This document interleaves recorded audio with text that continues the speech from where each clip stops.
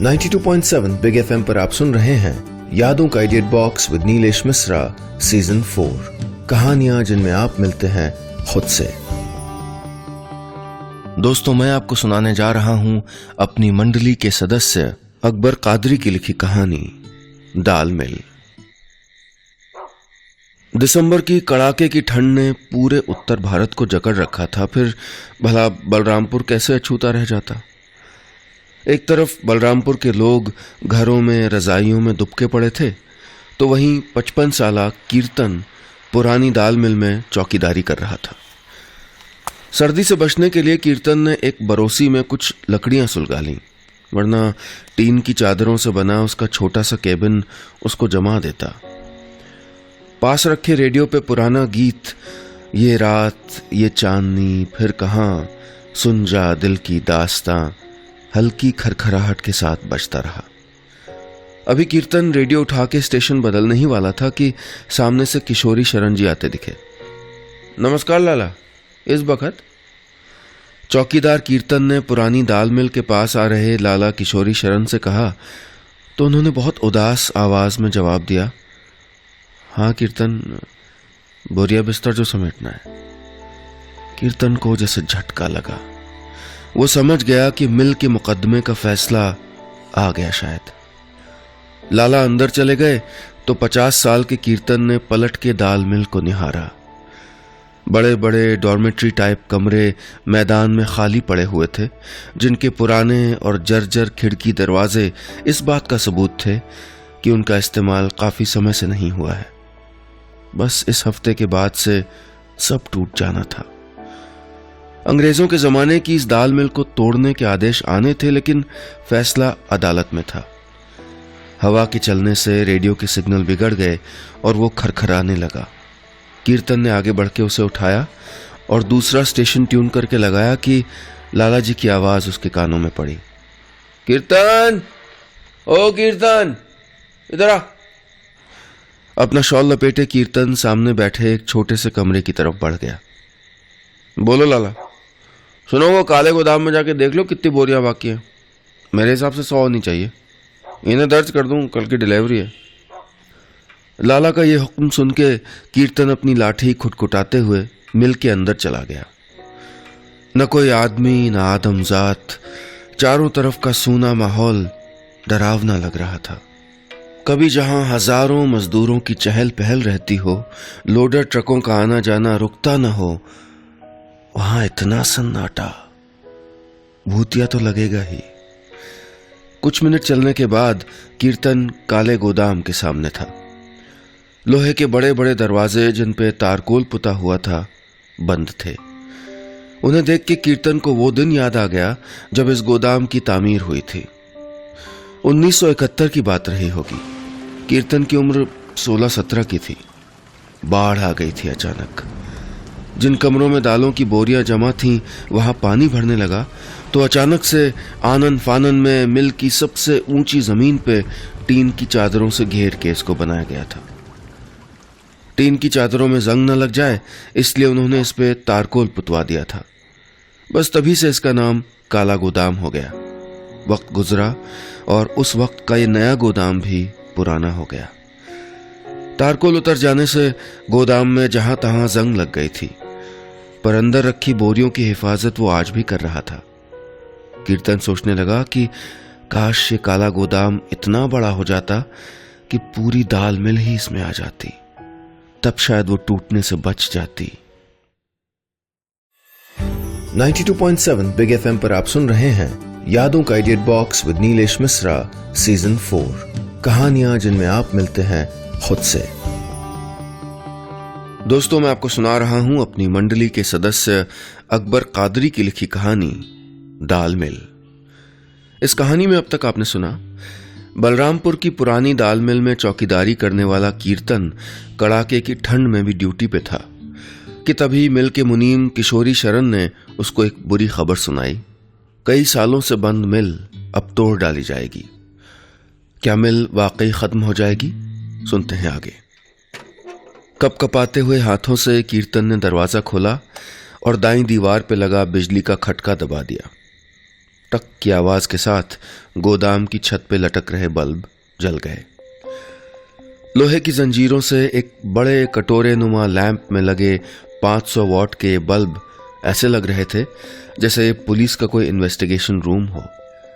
वैसे था भी एक इन्वेस्टिगेशन रूम, जहां मुजरिम सी रखी दालों की ये बोरियां खामोश थीं, पर उनकी खामोशी कह रही थी कि कल ट्रक में लादते ही इस दाल मिल को मौत की सजा सुना दी जाएगी। कीर्तन ने टॉर्च मार के बोरियों को गिना। 12 दूनी 24, 12 तिया 36, 12 चौक 48। कीर्तन की गिनती 100 पे आके रुकी। ठीक कहा था किशोरी शरण जी ने, 100 ही बोरियां थी। उसने काले गोदाम का दरवाजा बंद किया और बदन पे लपेटी अपनी लोई को ठीक किया। अब हल्का हल्का कोहरा भी आ गया था। कुछ कदम चलने के बाद कीर्तन किशोरी जी के कमरे में आ गया। जी 100 बोरियां हैं। कल 12 बजे लदान होगी, मैं ना आ पाया तो लदान करा देना। इतना कहते हुए किशोरी शरण ने कपड़े की एक लाल गठरी को बांध दिया। कुछ पुराने बही खाते और कागजात थे। बताओ ना लाला, कोर्ट की तारीख कब की है? किस चीज की? किशोरी शरण ने कहा। अरे मजाक न करो, मील के मुकदमे की। ये कहते हुए कीर्तन बैठ गया। अरे अब न कोई तारीख है और न कोई नया मुकदमा। मील का फैसला हो गया है। कल की डिलीवरी के बाद सब खत्म। अब मालिक तुम्हें जब तक नौकरी पे रखे सो वो जाने, भाई हमारी ड्यूटी तो आज ही खत्म कर दी गई है। कीर्तन को यकीन नहीं हुआ। वो ये सब बातें कितने सालों से सुन रहा था। हर बार ऐसे ही डर लगता था, पर कभी कोई मजदूर यूनियन या कोई लेनदार या कोई पुराना कर्मचारी इस मिल के बिकने पर मालिक के खिलाफ स्टे ले लेता और ये मिल यूं ही चलती रहती। हाँ, धीरे धीरे करके सारे कर्मचारी हटा दिए गए, काम खत्म कर दिया गया, पर कीर्तन की चौकीदारी की नौकरी पे कोई आंच नहीं आई। जब भी कोई मजदूर या कर्मचारी निकाला जाता तो वो कीर्तन से यही कहता, तुम्हारा काम अच्छा है कीर्तन, बस तुम ही टिके रहोगे यहाँ। औका भैया, मालिक चौकीदार थोड़े हटाएगा। जब तक मील है तुम्हारी नौकरी तो पक्की है। कीर्तन क्या जवाब देता? नौकरियों से निकाले जाने वाले वो सब उसके दोस्त ही तो थे। नौकरी जाने का गम वो अपने मजदूर साथी के चेहरों पे देखा करता। कितने सवाल लिए जाते थे वो यहां से कि रोटी कैसे आएगी, घर परिवार कैसे चलेगा, वो अब क्या करेगा। तब कीर्तन उनको संबल देता, भगवान पे भरोसा रखो, सब ठीक हो जाएगा, वो पालनहार है, रोटी वही देगा। लेकिन ये सब कहते हुए कीर्तन जानता था कि वो ये सब दिलासा देने के लिए कह रहा है। यहां से निकलने वाले मजदूरों का एक ही भगवान होता है, वो है किस्मत। जो अच्छी हुई तो आग घर के चूल्हे में जलती है, और अच्छी न हुई तो पेट में। 92.7 बिग FM पर आप सुन रहे हैं यादों का idiot box with Nilesh Mishra, season 4। कहानियां जिनमें आप मिलते हैं खुद से। दोस्तों, मैं आपको सुना रहा हूं अपनी मंडली के सदस्य अकबर कादरी की लिखी कहानी दाल मिल। इस कहानी में अब तक आपने सुना कीर्तन, जो दाल मिल में चौकीदार था, उसे आज एक बुरी खबर मिली कि दाल मिल के मुकदमे का फैसला आ गया, अब ये टूट जाएगी। ये सुन के कीर्तन की आंखों में अपने मजदूर साथियों का ख्याल आ गया। क्या अब वो भी बेरोजगार होने वाला था? सुनते हैं आगे। कीर्तन दरवाजे के पास बैठा जड़ हो गया। एक ठंडक उसके मन में समा गई जो बाहर की ठंड से ज्यादा ठंडी थी, बेरोजगारी की ठंडक। अरे लाला, देखना तुम कभी न कभी कोई मुकदमा जरूर करेगा। पता नहीं, फिलहाल तो मालिक ने सब मुकदमों से छुटकारा पा लिया है, इसलिए मील की जमीन तुरंत बेच देंगे किसी बिल्डर को। हमने तो यही सुना है। कीर्तन ये सब सुन के खामोश हो गया। अब तक किशोरी शरण ने गठरी बांध ली थी। चल भाई, अब दिन पूरे हुए, अब क्या करोगे लाला? क्या मतलब काम धंधा? अरे कीर्तन सठिया गया का? अब इस उम्र में नई नौकरी? ना, अब तो घर में बैठ के नाती पोते खिलाऊंगा। लड़कों ने काम करने से एकदम मना कर दिया है। ठीक भी है, हो गया जितना करना था। कीर्तन को एक झटका और लगा। उसने सोचा था कि जहां लाला काम करेंगे वहीं वो अपने लिए कुछ काम की विनती कर लेगा।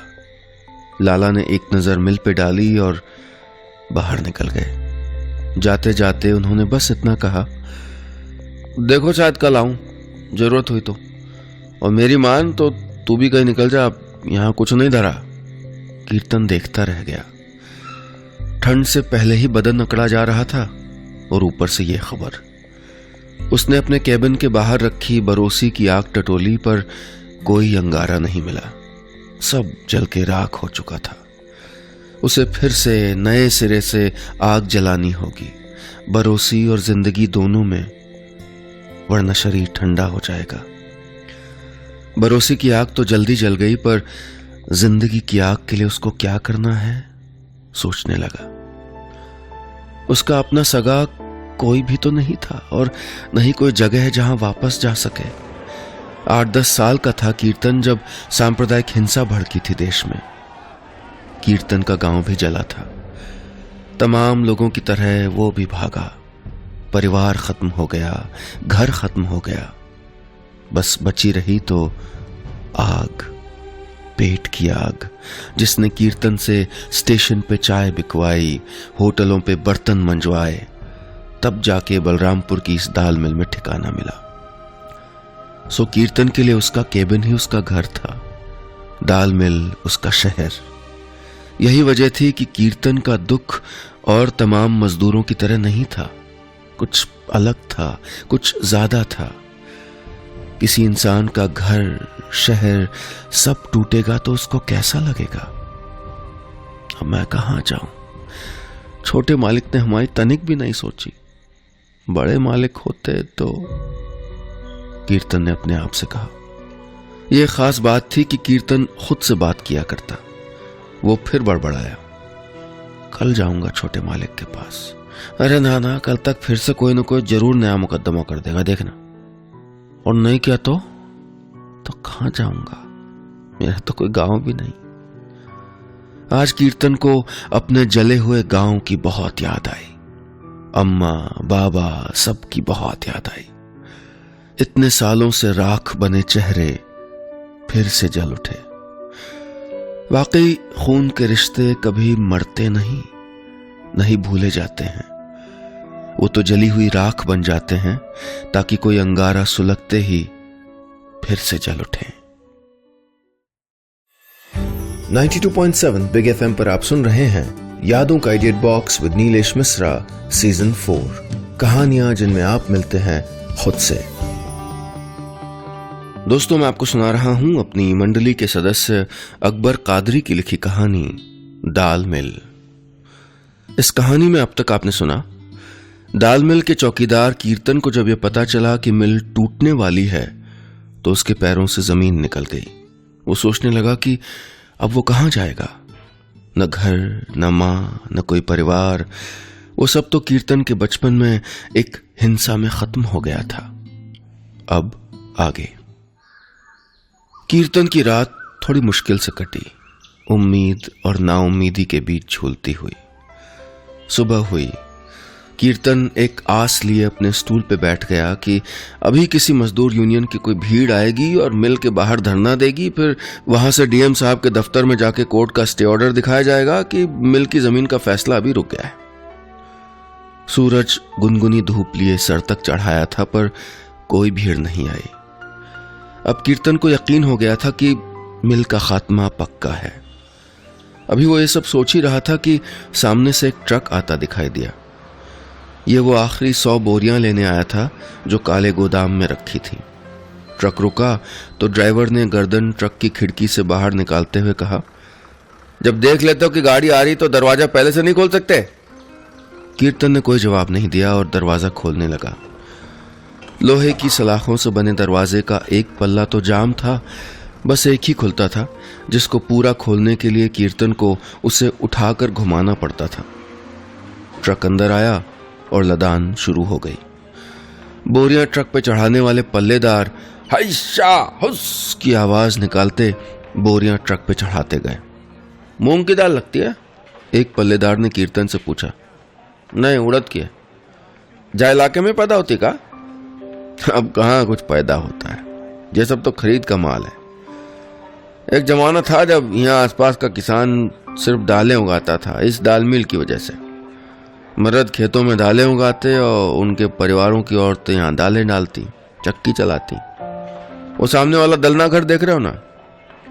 कीर्तन ने सामने बने एक बड़े से हॉल की ओर इशारा करते हुए कहा। सफेद चूने से पुते उस हॉल के गेट के ऊपर नीले रंग से लिखा था दलना घर। लिखाई धुंधला गई थी और उसके अंदर लाइन से रखी पत्थर की दर्जनों चक्कियां धूल खा रही थी। यकायक कुछ हुआ, उस हॉल का सफेद रंग चमकने लगा। नीले रंग की लिखाई भी साफ दिखाई देने लगी। चक्कियों के चलने की आवाजें आने लगीं और साथ ही आने लगी एक सामूहिक गीत की आवाज जिसको चक्कियां चलाने वाली औरतें गा रही थीं।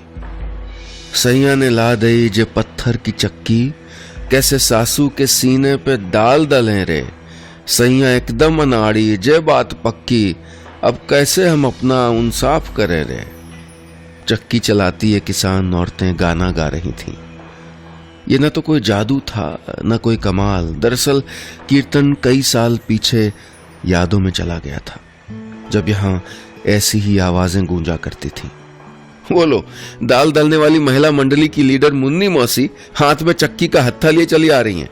कीर्तन, ओ कीर्तन, ये देखो फिर से हत्था उखड़ गया। कल उगाइया का हाथ लुटाओगे का?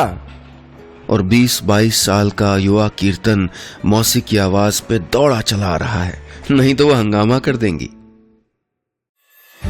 92.7 बिग एफएम पर आप सुन रहे हैं यादों का idiot box with Nilesh Mishra season 4। कहानियां जिनमें आप मिलते हैं खुद से। दोस्तों, मैं आपको सुना रहा हूं अपनी मंडली के सदस्य अकबर कादरी की लिखी कहानी दाल मिल। इस कहानी में अब तक आपने सुना, दाल मिल में चौकीदार कीर्तन को पक्का यकीन हो गया था कि बरसों से बंद दाल मिल अब नहीं बचेगी। दाल की बोरियों की आखिरी लदान के दौरान कीर्तन पुरानी यादों में चला गया, जब यहां मजदूर काम करते थे और उसका पाला रोज मजदूरों की लीडर मुन्नी मौसी से पड़ता था। वो अब भी यादों में था और मौसी उसके सामने। अब आगे। कहा हुआ मौसी? कीर्तन ने पूछा। जे हत्था नहीं दिखता का चलाते चलाते टूट गया? अरे कितने दिनों से शिकायत कर रही हूं जे बांस के हत्थे बदलवा दो, पर कोई सुनता ही नहीं। आज काम नहीं होगा, रुक जाओगे सब। मुन्नी मौसी का इतना कहना था कि औरतों ने सारी चक्कियां रोक दी। कहो भाई, काम क्यों बंद हो गया? मैनेजर साहब चक्कियों के बंद हो जाने पे बाहर आ गए थे। हुआ क्या है? कितने दिनों से कह रहे हैं कि चक्कियों के हत्थे बदलवा दो। आपको क्या है, चोट तो हमारे हाथों को लगती है। काम नहीं होगा जब तक हत्थे नहीं बदलते। बात बढ़ती देख मैनेजर साहब ने कीर्तन से कहा, अरे सुनो कीर्तन, इनको समझा बुझा के काम शुरू करवाओ, तुम्हारी बात सुनती हैं ये लोग। और मैनेजर साहब चले गए। कीर्तन को उस वक्त लगा कि उसकी कितनी अहमियत है। उसने मौसी को समझाया और कहीं से एक ठोस लकड़ी का हत्था लाके बदल दिया। काम शुरू हो गया। शाबाश कीर्तन, लो ये चाय पानी के लिए रखो। काम शुरू हो जाने पे मैनेजर साहब ने कीर्तन को बख्शीश दी। कीर्तन ने आगे बढ़ के वो रुपए लिए और एक सवाल पूछा। मैनेजर साहब, ये लकड़ी के हत्थे तो बहुत मामूली सी चीज है, फिर आप ये काम करवाते क्यों नहीं? मैनेजर साहब ने काले फ्रेम का चश्मा उतारा और बोले, आज ये हत्थे बदलवाने की मांग कर रहे हैं, आसानी से पूरी कर दी तो कल चक्की बदलवाने की मांग करेंगे। ये धंधा है कीर्तन, तुम नहीं समझोगे। कीर्तन क्या समझता कि मजदूर को मजदूर बना के रखना ही तो मालिक बने रहना है। मजदूरों और मालिक के बीच अक्सर झड़पें होती रहती, पर कीर्तन को यह सब एक परिवार सा लगता, जहां झड़पों के बाद सब फिर मिल जाते। कैसा अच्छा लगता था जब दोपहर के खाने की छुट्टी होती थी। सारे मजदूर मैदान में एक साथ बैठ के खाते थे। किसी की पोटली से रोटियां और अचार निकलता तो किसी के टिफिन से दलिया। वो ये मामूली खाना भी मिल बांट लेते थे। कीर्तन को उन दिनों कभी खाना होटल पे नहीं खाना पड़ा।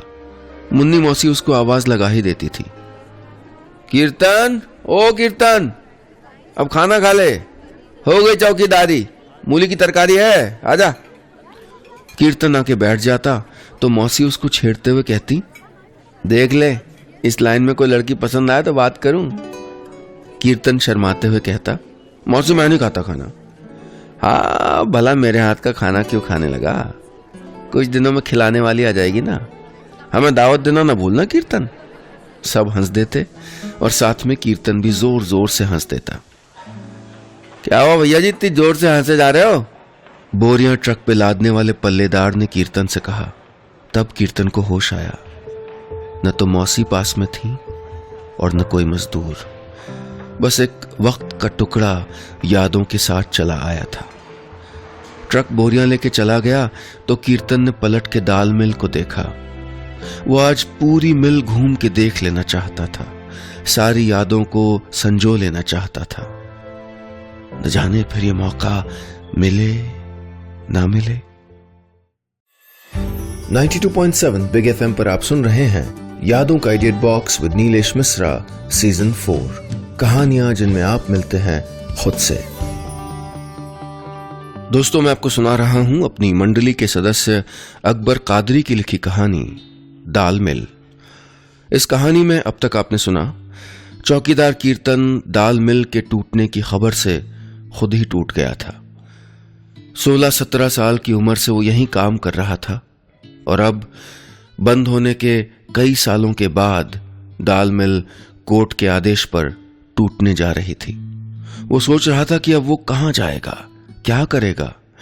उसे आज मिल के पुराने दिन याद आ रहे थे। अब आगे कीर्तन ने वापस जाके मिल का फाटक बंद किया और मिल को निहारने के लिए अंदर चला आया। जगहों से किरदार भी तो जुड़े होते हैं, वो कभी नहीं मरते, चाहे वो हों या नहीं। कितने साल हो गए थे लोगों को यहां से गए, पर अपनी अपनी खाली जगहों पे दिख ही जाते हैं। कीर्तन जब भी मिल के बीच में बने इस सीमेंट के फर्श वाले मैदान से गुजरता है तो उसको वो ना बोल सकने वाली औरत दालों को सुखाती हुई दिख जाती है। बोलती कुछ नहीं, बस घूंघट डाले अभी अभी ताजा दालों को जो खेतों से आई हैं धूप में फैलाती रहती है ताकि वो ठीक से सूख जाएं। गीली दाल दली नहीं जा सकती ना। वैसे तो अब लेवी यानी तुलाई की जगह पे सिर्फ खूंटा भर बचा है, पर कीर्तन को अब भी ये आदम कद से भी बड़ा तराजू दिखता है। और दिख जाते हैं वो किसान जो अपनी फसलों को ट्रैक्टरों और बैलगाड़ियों में ढो के लाए हैं। कहा भैया ठीक ठीक भाव लगाओ, 3 कुंतल मूंग कितने? अरे ठीक का मतलब? रेट तो सरकार लगाती है, 5,000 रुपया कुंतल के हिसाब से तो लगाया जा सकता है। वाह जी वाह, सरकार का है।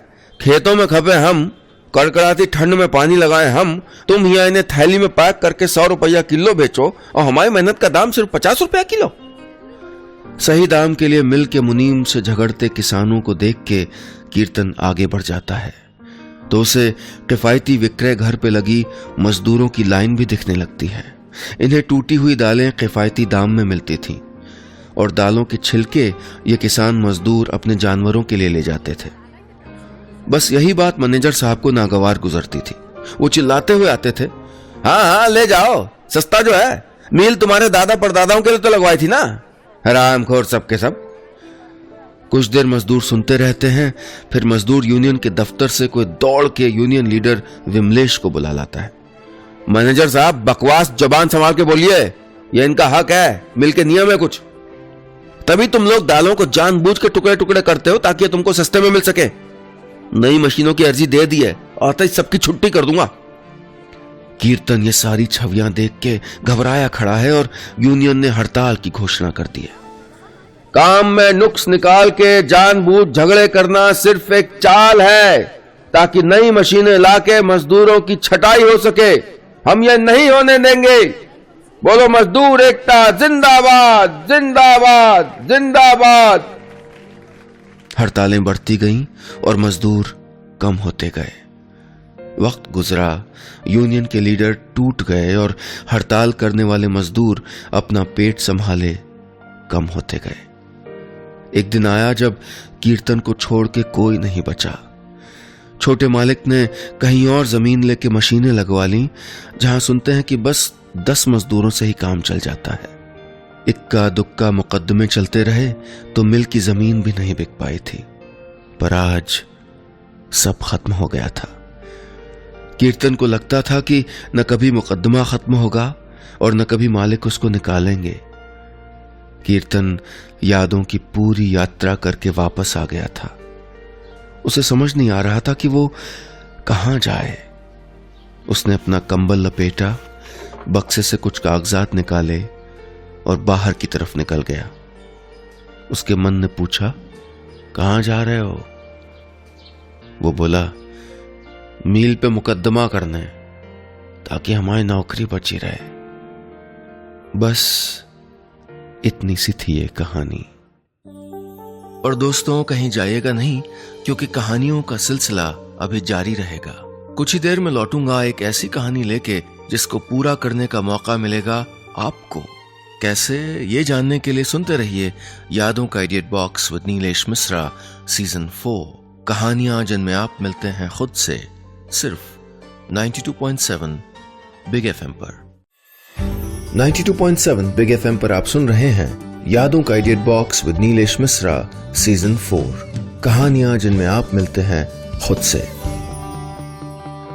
दोस्तों, अब बारी हमारे नए सेगमेंट की, जिसमें मैं सुनाऊंगा एक ऐसी अधूरी कहानी जिसे पूरा करेंगे आप फेसबुक या SMS के जरिए। चलिए शुरू करता हूं ये कहानी। ऑफिस की घड़ी में 6 बजने को आए थे। इस वक्त ऑफिस से ज्यादा वहां के रिसेप्शन पे हलचल होती थी। सब एक एक करके घर जो जाने लगे थे। पर आज रिसेप्शन से ज्यादा हलचल आंचल के दिल में मची थी, जो उसके चेहरे पे साफ साफ दिख रही थी। आज उसका ध्यान भी काम से ज्यादा लगातार फोन पे आ रहे SMS की तरफ जो था। ओहो मिस पंक्चुअल, आज अभी तक ऑफिस में ही कैसे? सौरभ ने तंज करते हुए पूछा। रोज अपनी खिलखिलाती हंसी से सबको बाय बोल के जाने वाली आंचल ने आज एक बासी सी मुस्कान देते हुए कहा, नहीं बस निकल ही रही हूं, और अपने फोन को पर्स में रखते रखते रुक गई। दिन भर से साइलेंट मोड पे पड़ा हुआ फोन अचानक वाइब्रेट हुआ। 1 न्यू मैसेज रिसीव्ड। अपने चेहरे से बाल हटाने के बहाने सौरभ से दूरी भांपते हुए आंचल ने फोन पे नजर डाली। मैसेज में लिखा था, आजकल ऑफिस से कितने बजे निकलती हो? ये एक ही मैसेज आज दोपहर से बार बार आंचल को आ तो रहा था, पर उसका जवाब अभी तक वो नहीं दे पाई थी। काम की मसरूफियत की वजह से नहीं, बल्कि ये सोच के कि आज अचानक उसको मेरी याद कैसे आ गई। सौरभ को साथ आता देख फोन को जोर से हाथों में भींच के आंचल ऑफिस की उन संकरी अंधेरी सीढ़ियों से नीचे उतर आई। बाहर की रोशनी से मूंदी हुई आंखों को खोला तो आंखें खुली की खुली रह गईं। सामने पार्किंग में एक लड़का खड़ा था जो आंचल का ही इंतजार कर रहा था, शायद दोपहर से ही। सौरभ, सामने नितिन खड़ा है, आंचल ने हड़बड़ाहट में कहा। कौन नितिन? सौरभ का सवाल पूरा भी नहीं हुआ था कि आंचल पार्किंग में जा पहुंची थी। घबराहट में सूखे गले का सारा पानी आंचल की आंखों में उतर आया था। मां के जाने के बाद कितनी अकेली हो गई थी जानते हो? 1 साल तक कहां थे तुम? दोस्तों, ये थी आज की कहानी की भूमिका। अगर आप चाहें तो इस कहानी को एक मनचाहा मोड़ दे सकते हैं, इस अधूरी कहानी को पूरा कर सकते हैं। इसके आगे की कहानी आप मेरे ऑफिशियल फेसबुक पेज पर अपने नाम, अपना शहर और अपना फोन नंबर लिख के भेज सकते हैं। मेरा ऑफिशियल फेसबुक पेज पहचानने के लिए देखिए मेरा नाम नीलेश मिश्रा और उसके आगे लगा हुआ फेसबुक का ब्लू टिक। आप कहानी SMS भी कर सकते हैं। SMS करने के लिए टाइप कीजिए बिग स्पेस कहानी और भेज दीजिए 55454 पर। वापस लौट के पढ़ूंगा आप में से ही किसी लिसनर की लिखी कहानी। सुनते रहिए यादों का idiot box with Nilesh Mishra season 4, कहानियां जिनमें आप मिलते हैं खुद से। 92.7 बिग एफएम पर आप सुन रहे हैं यादों का idiot box with Nilesh Mishra season 4, कहानियां जिनमें आप मिलते हैं खुद से। दोस्तों, हमने शुरू किया है एक नया सेगमेंट जिसमें मैं सुनाऊंगा आपको एक अधूरी कहानी जिसे पूरा करेंगे हमारे लिसनर्स यानी कि आप। और आज की कहानी में एक ऑफिस में काम करने वाली, हमेशा चहकते रहने वाली आंचल के चेहरे पे आज उदासी छाई थी। दोपहर से लगातार आ रहे मैसेजेस उसकी परेशानी की वजह बने हुए थे। अपने कॉलीग सौरभ के साथ ऑफिस से निकलते ही आंचल की नजर पार्किंग में खड़े एक लड़के पे पड़ी। वो नितिन था, जिसे आंचल अच्छी तरह से जानती थी और 1 साल से न मिलने की नाराजगी जता रही थी। चलिए सुनते हैं लिसनर ऋचा ठाकुर ने यह कहानी कैसे आगे बढ़ाई है। नितिन ने आंचल की तरफ यूं देखा जैसे 1 साल बाद नहीं, कल ही मिला हो। इससे पहले कि आंचल की आंखों में दहकते सवाल उसे जला देते, नितिन ने बेपरवाही से आंचल से कहा, आज बर्थडे है मेरा, विश नहीं करोगी? आज के दिन तो मत डांटो। आंचल खामोश खड़ी थी। उसकी खामोशी भी सवालों के तीर बरसा रही थी। थे कहाँ तुम? चलो कॉफी शॉप चलते हैं, मेरी ट्रीट। नितिन ने आंचल को कंधे से पकड़ के चलने का इशारा किया। आंचल मन ही मन सोचने लगी, ये अच्छा है, कभी भी आके हाजिरी लगा दो और ऐसे बनो जैसे कुछ हुआ ही नहीं। शॉर्ट टर्म मेमोरी का एग्जाम्पल देना हो तो नितिन शर्मा एकदम परफेक्ट रहेगा। आंचल नितिन के साथ जाने ही लगी थी कि मोबाइल बजा। 1 न्यू मैसेज रिसीव्ड। सौरभ का message, tomorrow workshop, do not forget, see you. Nitin ने बाइक स्टार्ट की। आओ बैठो जल्दी से अचू। आंचल को अचू शब्द चीर रहा था। कुछ साल पहले कॉलेज में अचू ही तो थी वो। आंचल की बेस्ट फ्रेंड शिखा हमेशा कहती, तेरी आंखों की पट्टी पता नहीं कब खुलेगी। नितिन, मुझे तो कतई पसंद नहीं, बन जा मेरी भाभी। आंचल शिखा की बात का बुरा नहीं मानती थी। हंसते हुए कहती, तू अम्मा है क्या मेरी, जो तेरी मर्जी से ब्याह रचाऊं? यही तो खासियत है वक्त की, वक्त को याद बनते वक्त नहीं लगता। इसी उधेड़बुन में कब कॉफी शॉप के सामने ब्रेक लगा दी पता ही नहीं चला। Lovely coffee shop, love at first sip. Aanchal को ये टैगलाइन आज बहुत ही बेतुकी और खोखली सी लग रही थी। यहां वो पहले भी कई बार आ चुकी थी, अचू बनकर। नितिन ने कोने वाली सीट पकड़ ली। 2 कोल्ड कॉफीज प्लीज। नितिन ने वेटर को ऑर्डर किया। एक्सक्यूज मी भैया, एक हॉट कॉफी कर दीजिए प्लीज। आंचल ने धीमी सी आवाज में वेटर से कहा। पर तुम तो, नितिन थोड़ा दंग था। काफी आदतें वक्त के साथ बदल जाती हैं नितिन। 1 साल में बहुत कुछ सीख लिया मैंने जिंदगी के बारे में। तुम अपनी बताओ नितिन। इस बार आंचल के सवाल में कोई पेचीदगी नहीं थी, नहीं कोई emotion. Please come to the point, Aanchal ने झुंझलाते हुए कहा। Look Aanchal, I was really immature. जब तुमने एकदम डैड से शादी करने की बात कही तो मुझे कुछ समझ नहीं आया। भला कॉलेज से पास आउट होके सीधे शादी, लाइफ लॉन्ग कमिटमेंट, मैं तैयार नहीं था। मेरा मतलब है, आई वॉज जस्ट 23। शादी नहीं, माँ सिर्फ बात पक्की करना चाहती थी।